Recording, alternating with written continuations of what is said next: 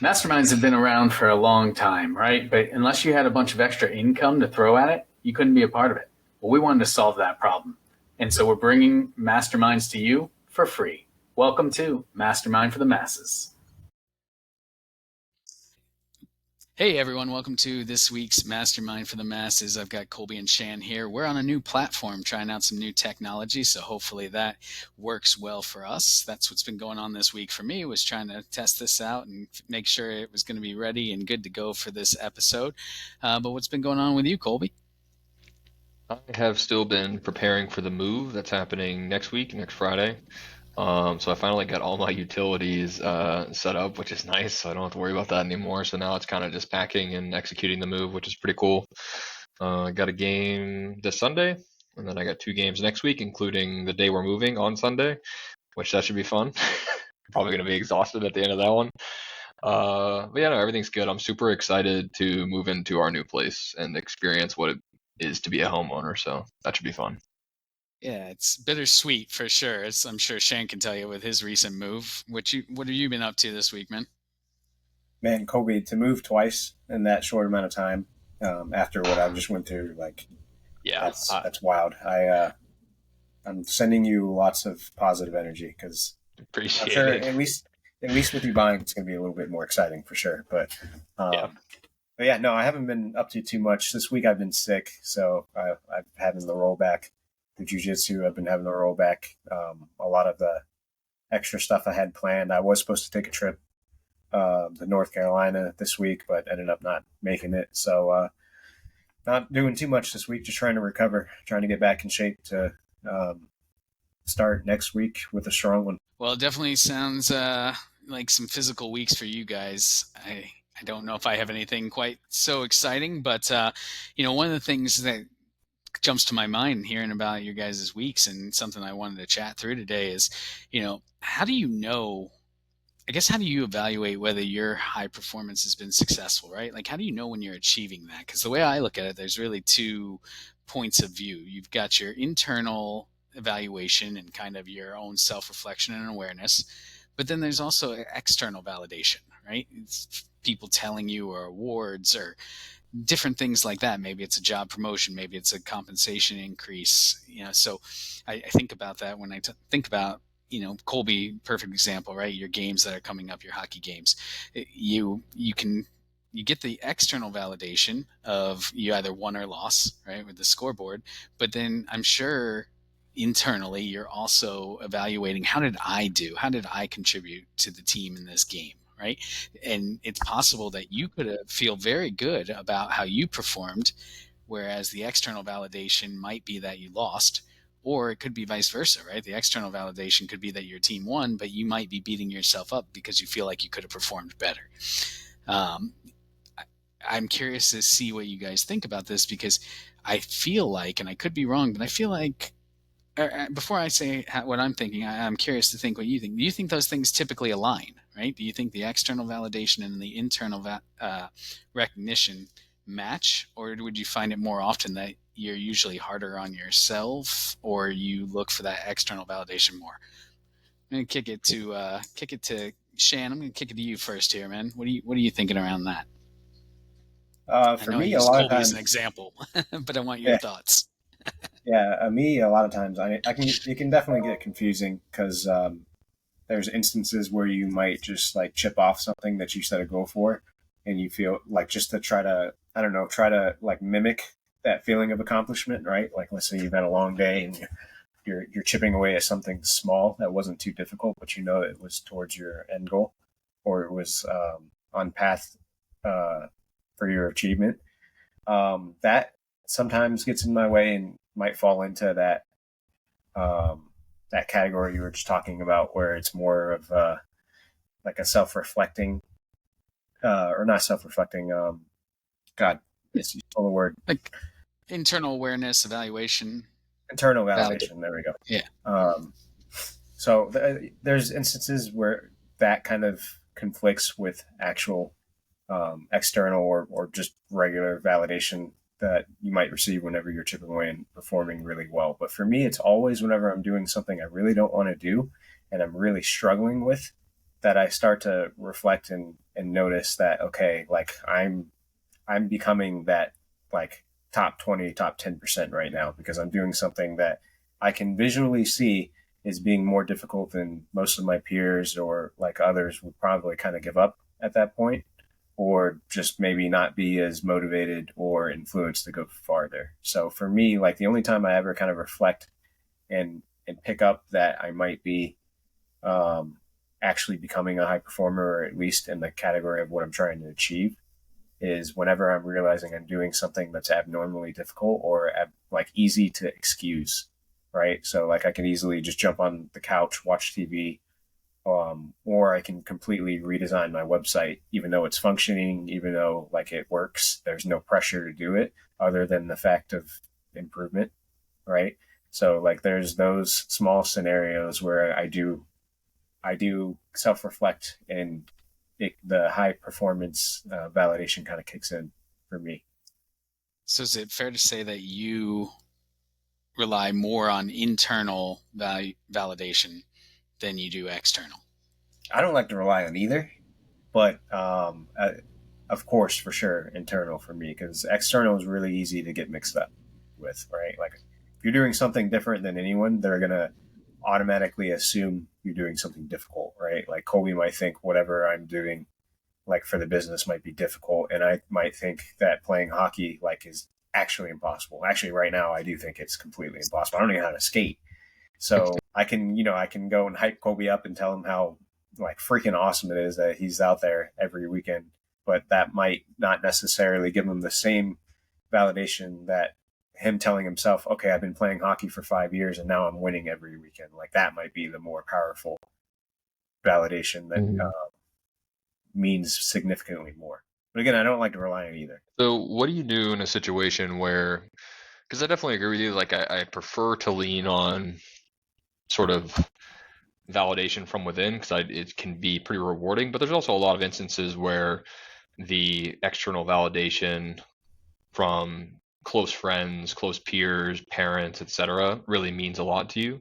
Um, but I was kind of curious, like you were talking about, like when you're sort of pushing against a sort of like barrier, and like you sort of like know that you're like pushing really into like the realm where it's like the pursuit of like the top 10% of that learning, where like most people end up stopping.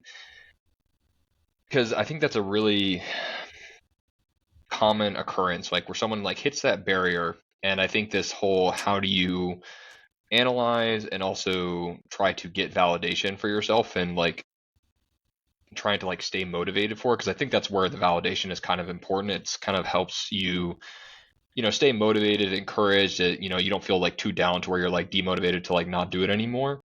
And I think what's really curious about like that instance is that it's such a, I don't know, it's so it's such a confusing place to be, right? Because you don't know enough, but you know that you don't know what's kind of happening, and you're trying to like learn it.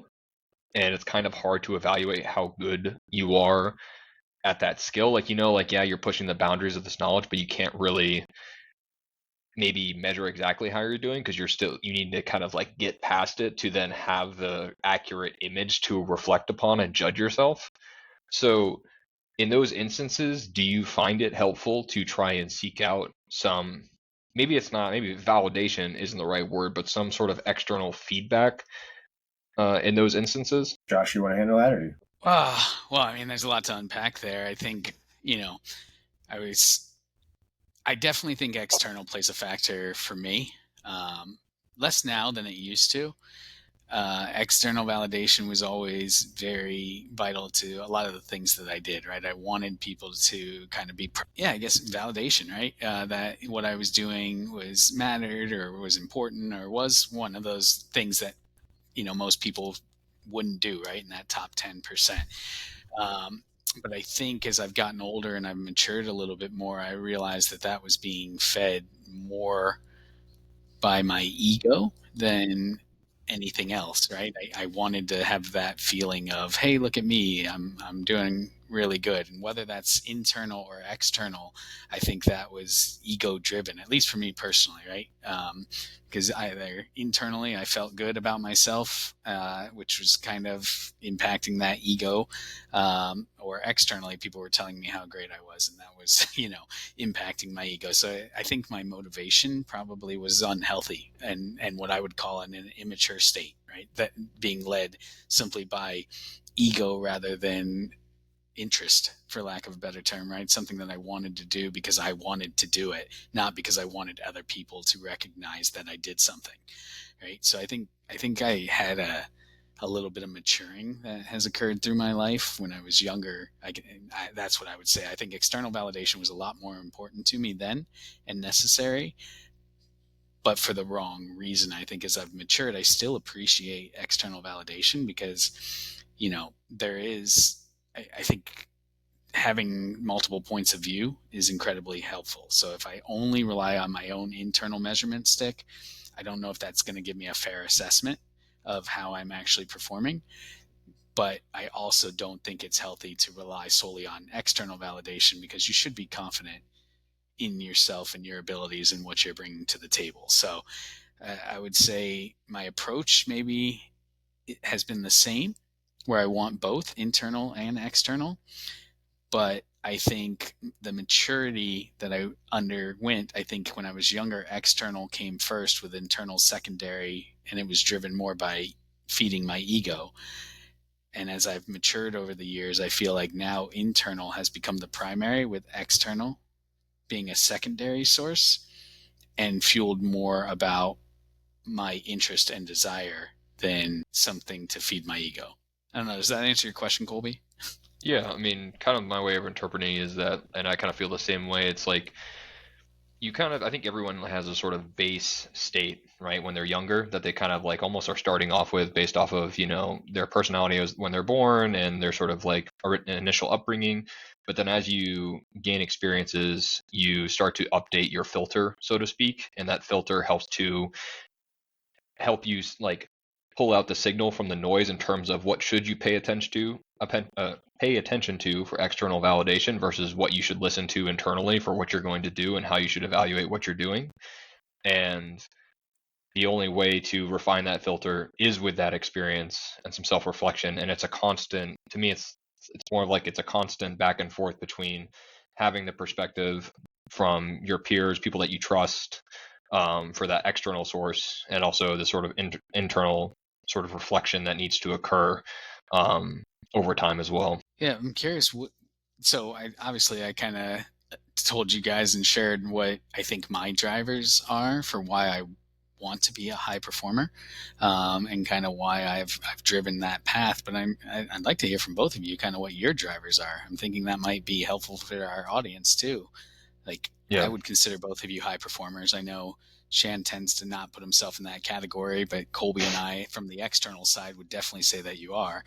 Um, so I'm curious what your driving forces are behind. Yeah, I mean, for me, it was, I think it's just, I think there was a bit of what you're talking about, Josh, with wanting to prove people wrong, so to speak, or maybe it wasn't exactly prove people wrong in your sense, but you wanted to sort of get that validation from others, and it's kind of the similar vein. But for me, it was definitely like more like a chip on my shoulder that I've always had.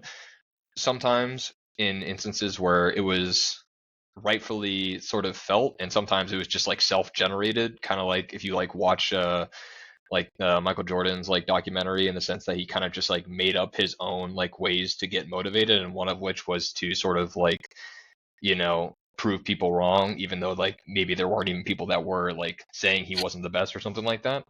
And so I think there was like definitely that side of things, but just in general, I've just always just tend to have like a insane addiction to being super good at something. And I don't really remember exactly the spark at that. It's just I think anything I got into when I was younger, I just got insanely obsessed with, and I just never stopped obsessing about things. And I've always debated whether or not I should try to like slow that down a little bit, but I've just every time I reflect on it, it never seems like a good opportunity cost to sort of shift it back. Like it seems like to me, at least for me, it seems like it's always just better just to continue to focus on like what I'm good at and what I like doing instead of trying to like taper that, I guess.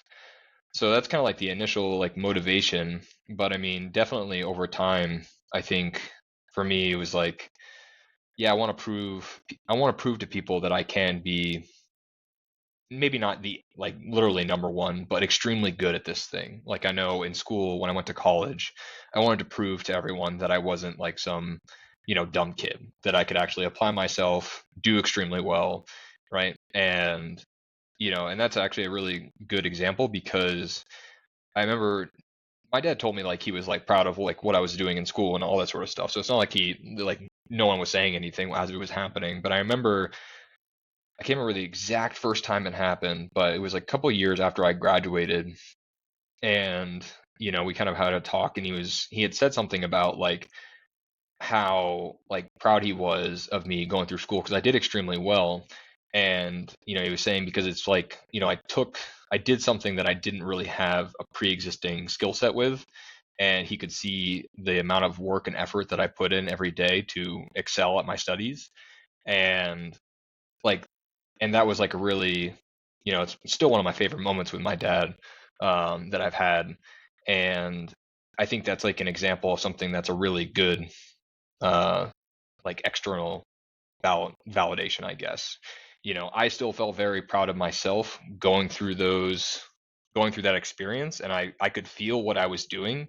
So it's not like I was just relying on other people, but it is also nice to have people make those sorts of comments and like acknowledge and see what you're doing. I think external motivators can be very toxic if you're reliant on them, but I also think, we're very social creatures who want to feel connection to our community, our friends, our family.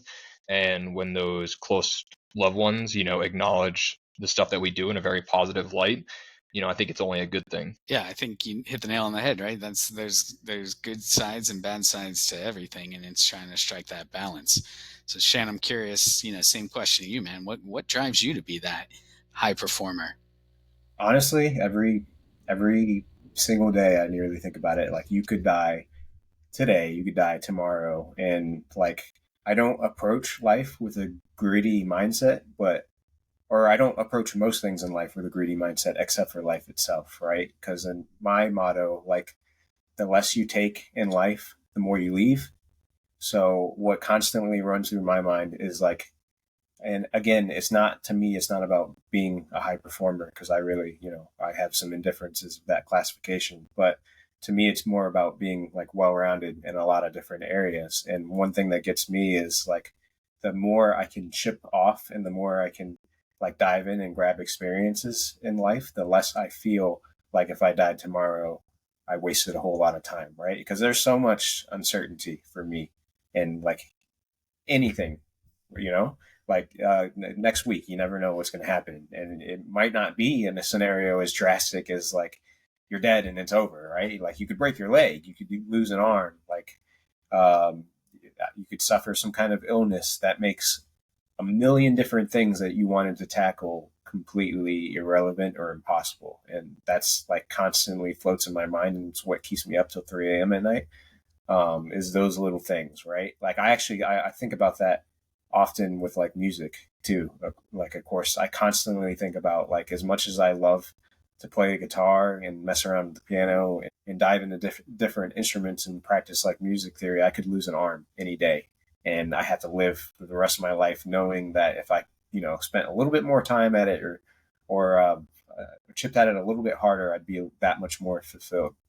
So to me, it's like it's deep, but it's simple, right? Like for me, I look at people who kind of just operate in autopilot mode and think, man, that is such a stressful waste, and I don't necessarily like feel bad for them because most of the time I feel bad for myself because a lot of people can operate that way and be fine, but I can't, and like I don't have many things in life that um, emotionally affect me or like depress me. But one of the things that is just knowing how much more you can chip away at in life or accomplish in life and not taking advantage of it in the moment.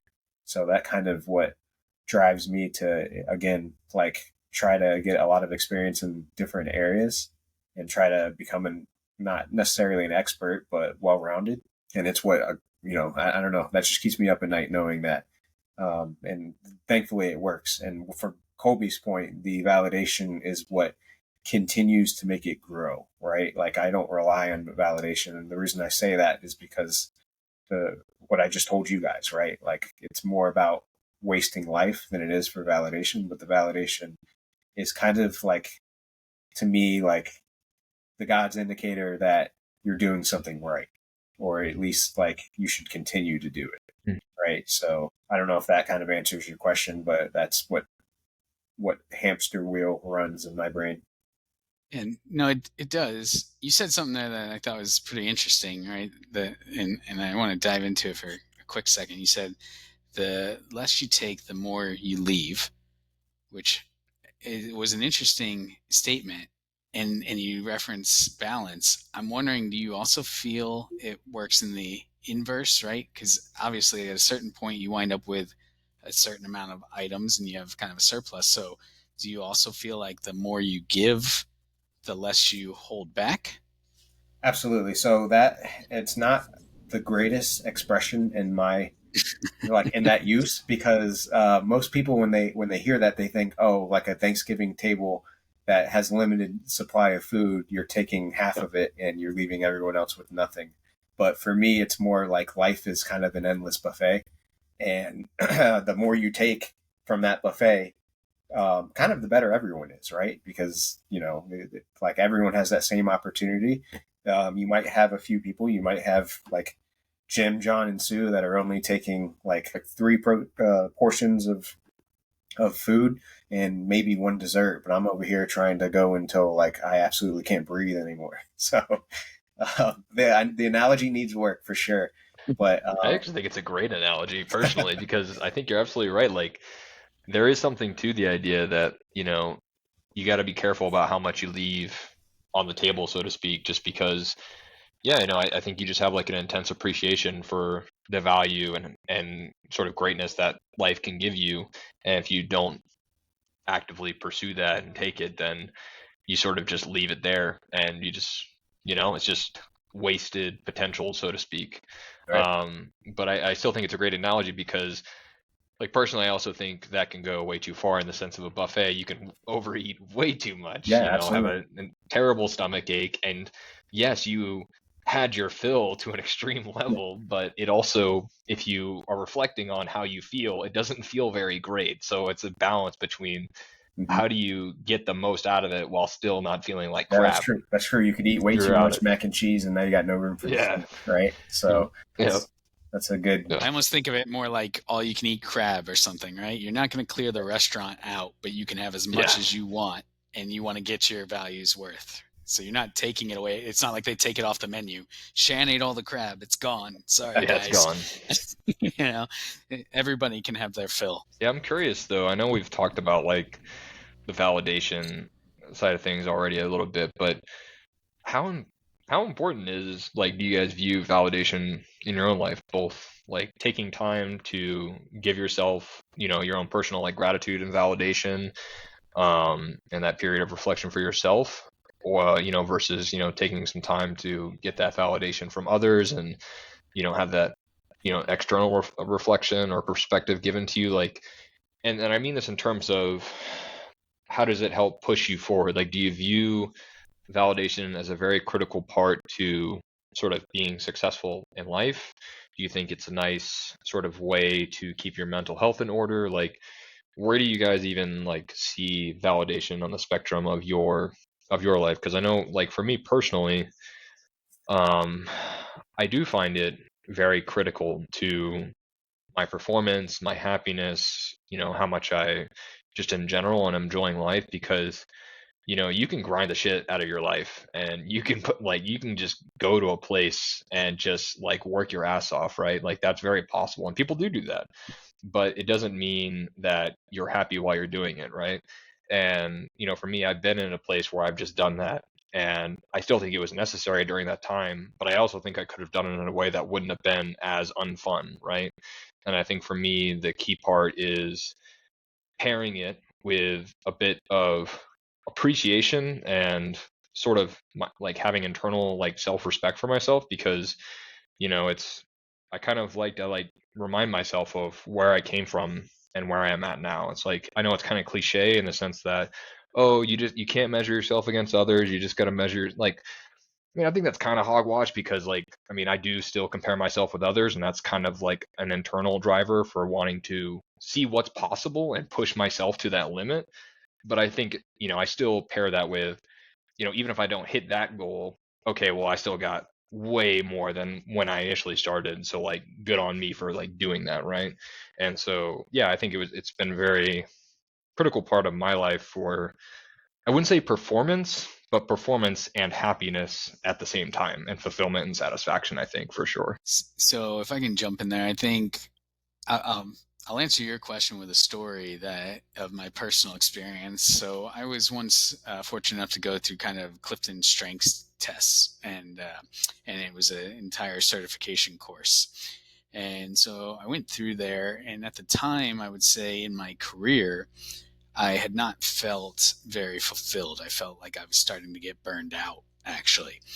And I was taking this course, and I was talking with the professor that day. And one of the things I asked him point blank, and I think he agreed with me, was if you can't do the things that you're good at and what the strengths are, then you can't refill your tank, right? Because like what you were talking about there, Colby, is the importance of that validation because you bust your butt, right? And then you just want to keep a balance of fun, because you can bust your butt at something you hate, or you can bust your butt at something that you love, right? And when I bust my butt at something that I love and I don't really have to think about it, and I'm just enjoying myself, that's keeping me charged, that's keeping my tank fulfilled, and I don't need as much, if any, external validation in a situation like that, because my internal validation is going, yeah, you're crushing it, man, this is awesome, we're having a great time, let's do this,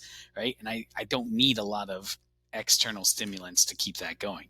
Whereas if I'm doing something that I'm not super passionate about, and a task that still has to be completed, maybe then that external validation is going to mean a lot more to me. If I'm, over here toiling away, and Shan comes up and he says, "Hey man, you're doing a really good job at that." That's going to mean a lot more on something that I hate, right? Because I'm beating myself up. I'm like, God, I'm miserable.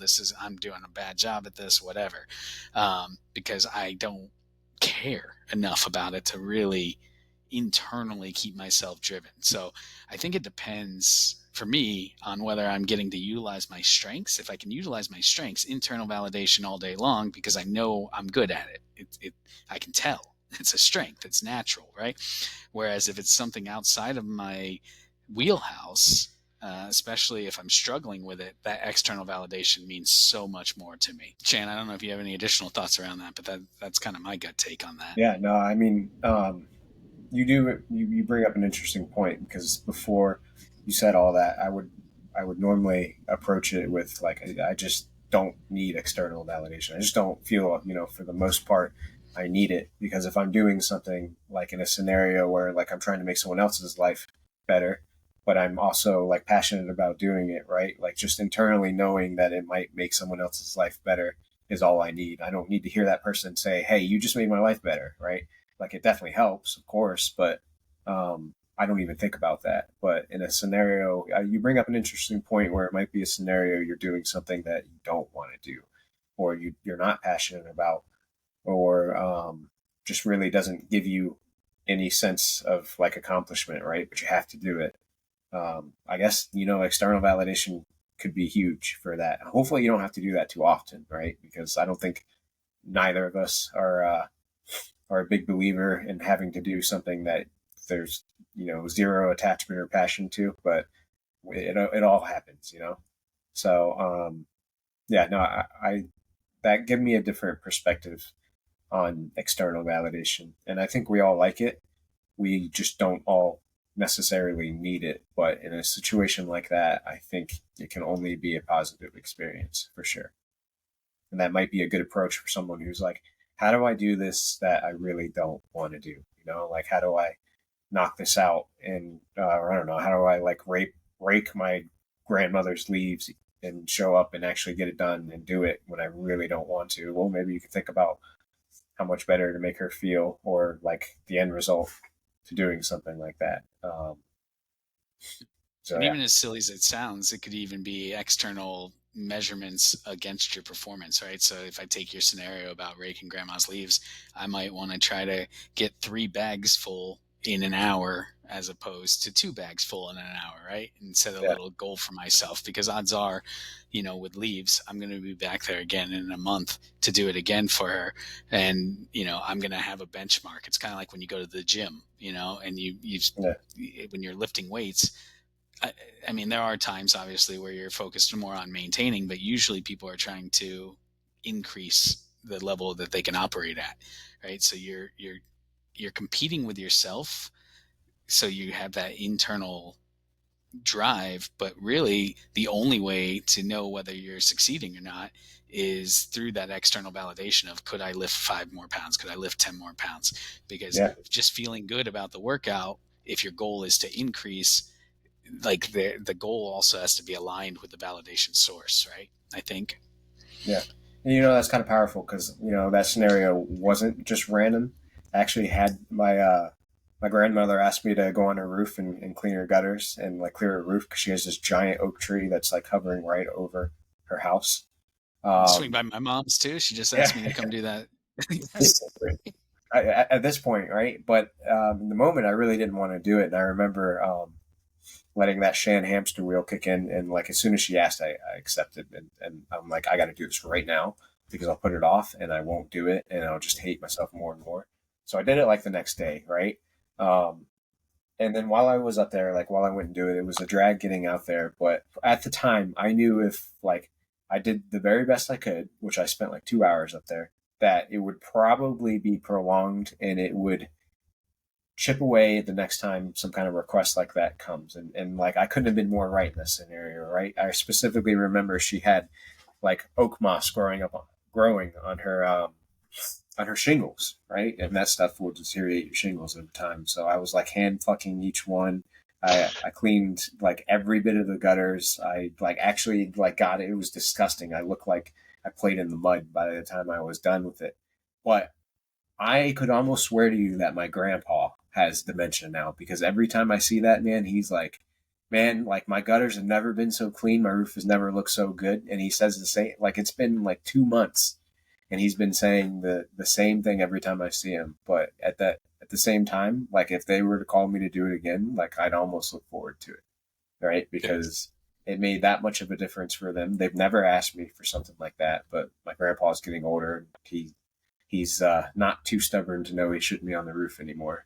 Yeah. But now, like, there's a new level of energy and a new level of kind of excitement for doing something like that for someone else. So if they were to call me and ask again, like, just knowing that experience and that external validation exists, like, I would do it in a heartbeat. I think you tied it perfectly to last week too, right? Because last week we were talking about, high activity versus high performance habits, and is high performance something that just permeates throughout your life, right?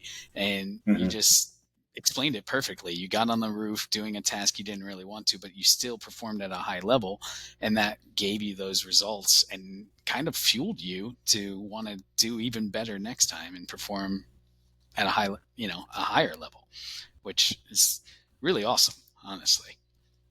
Yeah. Yeah, honestly, you could hack life in that. I truly believe you can hack life in that, right? So go out and volunteer some time to something that you might not necessarily be excited about, but you could be passionate about the purpose and just try and see if there's a domino effect there. And maybe I might do that myself with after this conversation because again, that was something I didn't anticipate, like that feeling, that kind of like energy. But that's probably one of the rare times external validation like has played a huge role in my life. Now, I'm curious, right? Because you both have shared that we've worked together, and I oversaw you guys before, and I know that I would tie a lot of our initiatives and tasks to a higher level purpose, kind of like what you're talking about, Shan. Mm-hmm. I'm always curious if that comes across as authentic, if it comes across as, kind of, for lack of a better term, naive, because I'm always like, oh, but here's why this matters, right? And And I you might have truly to give believe it. a specific scenario, both for the audiences and for my poor memory, because I have no idea what you're talking about. Oh, I mean, I'm just thinking of any initiative ever, right? So let's say a customer calls up and complains about a particular item that, maybe we even handled it perfectly well, but the customer is just upset. And I would flip it around and be like, you know what? It's a great opportunity to brighten that customer's day, show them, quality service despite that, and really just, you have no idea that could influence, that ripple effect could be massive, right? You make that customer happy, he goes home, treats his family better, is in a good mood, and the next time he works with IT, he just talks about how great we are, So let right? me give you a better example of one that you've done, and it actually has sat in my mind a little header, or it sat in my head like a little bit stronger in that scenario you gave, but it's very similar, right? And it is Okay. Josh Nelson's perspective on IT plus one experience. So let's say someone comes up and they need to get the computer fixed, right? A typical technician might sit with them, help them, and get it done, right? Well, let's say someone goes the extra mile and delivers Josh Nelson's his signature plus one experience, right? So that technician not only fixes their computer, but he also runs cleaning diagnostics to get it you perform a little bit better, and grabs them a brand new mouse just because they showed up that day. The domino effect that has on both their perspective on IT in general, like go IT, right? Like let me just recommend these guys whenever, and that could give a butterfly effect to higher budgeting, higher respect, so on and so forth, right? So let me just throw that scenario out there because as soon as you said it, like that clicked, right? And that was Not one to, of those well, scenarios.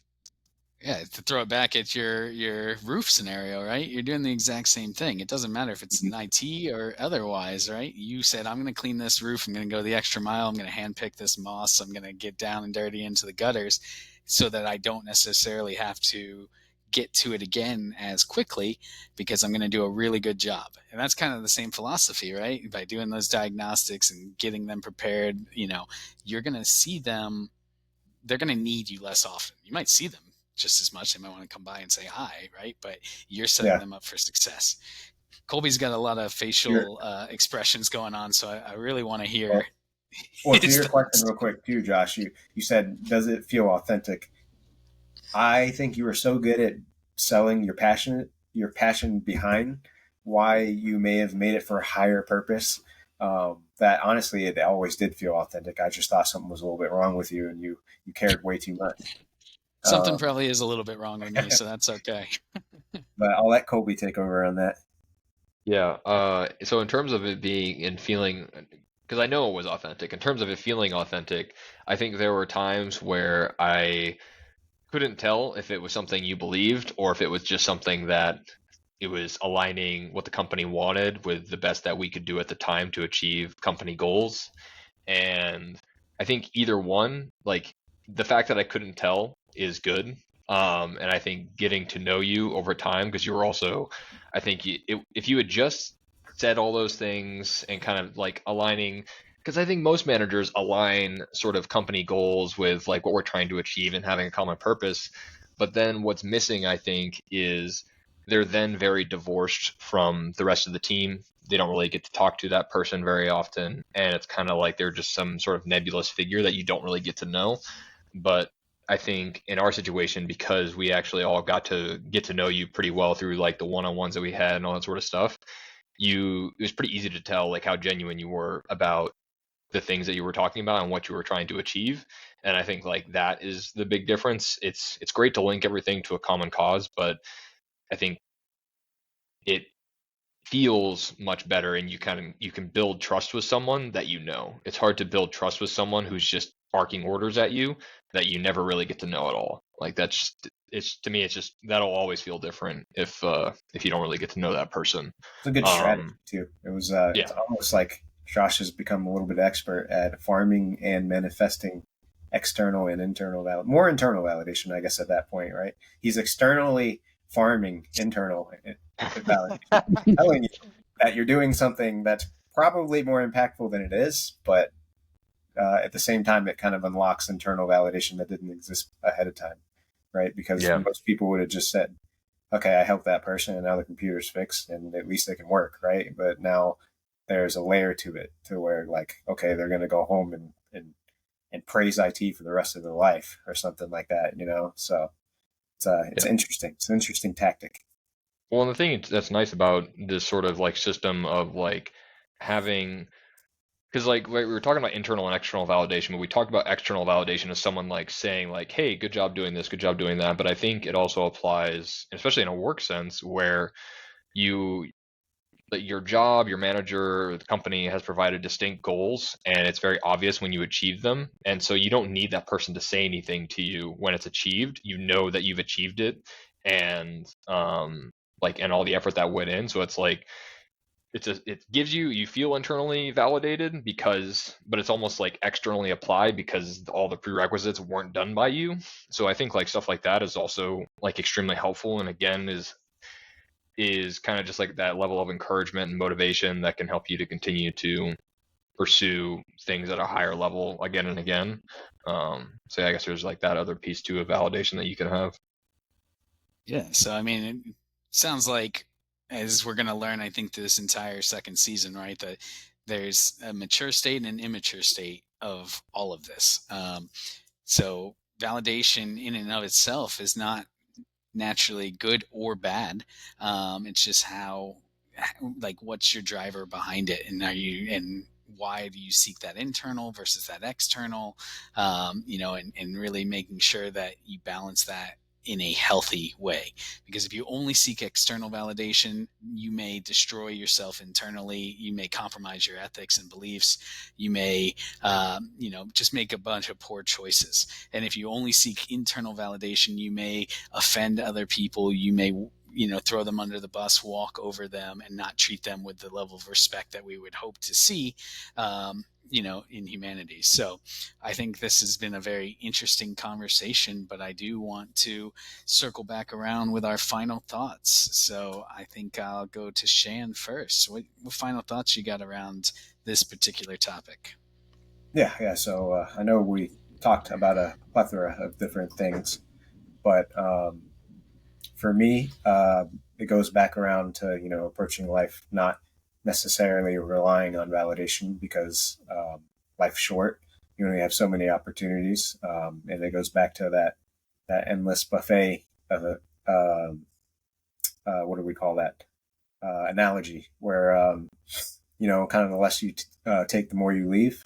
There's some situations where that just makes the most sense and it's only beneficial to everyone. But from what I've learned on this podcast, or at least what I can go and self reflect on, is like the importance that seeding validation could be in accepting external validation, especially like in Josh's example for that +1 experience, right?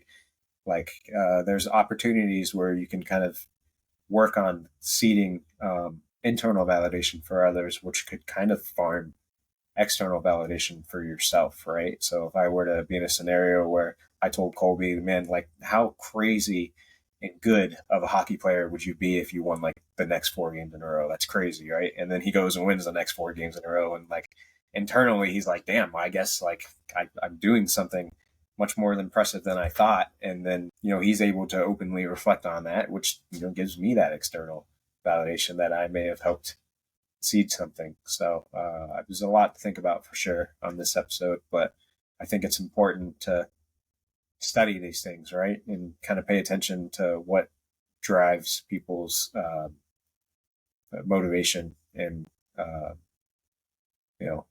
just kind of their overall mindset for this kind of thing. Definitely. What about you, Colby? Final thoughts? I would say for me, and I've thought about this before, but it just kind of was a nice reminder that, because something I struggled with when I was growing up, because I always kind of was like told that, it's about accepting yourself and being the best version of yourself. Like, don't compare yourself to others, so to speak. But there's kind of like there was this thing inside me where it's like, well, it feels good to be accepted by others, or to have someone say good job, and to have these sorts of things, right? So it's kind of like I felt bad about trying to do things because I would get the thing that made me feel good, like that social acceptance, that social validation. And to me, what I've learned is much more. It's what's much more important is just that you're not relying on that for feeling good about yourself, but that doing things because it will benefit someone else and you would really like that feeling isn't inherently bad. It's you don't want that to be the only reason why you're doing that stuff. You still want it to be rooted in the sort of giving nature that it's supposed to be, what it's supposed to be about, but it doesn't inherently make you a bad person because you also really would like to feel good about helping others, right? It would make you feel happy in your life if you got the chance to help other people. I think that was really a really hard time, or like a really hard thing for me to come to terms with, because I was like, wait, I'm enjoying this like thing if I like help these people, but if I'm just doing it for that, like, is it really like, am I really doing a good thing? And I think I was. It was just, it's a mixture of both. It's not just one or the other, and I think that's okay. Yeah. No, I would definitely agree with that. I guess for me, final thoughts, is I'm just going to, we've talked a lot about how validation impacts individuals and ourselves, but I want to kind of challenge everyone to kind of flip the script and seek opportunities to provide validation for other folks. Let them know if they are doing a good job. Let them know if you appreciate them. Let them know how you feel, right? Because ultimately they may not need the external validation, but they definitely won't dislike it. There are certain folks that don't like to be praised in public and things like that. So take that into account. But I've never met anyone that doesn't like to be recognized for the effort that they've put forth. So take the opportunities, look for the opportunity to do that for other people. And now I'm going to make a plea to all of our listeners for some external validation for us. We internally validate ourselves every week and feel really good about the podcast that we produce, but we want to hear from you. So please put it in the comments. Please share with your friends. And as always, we look forward to you joining us next week here on Mastermind for the Masses. So long.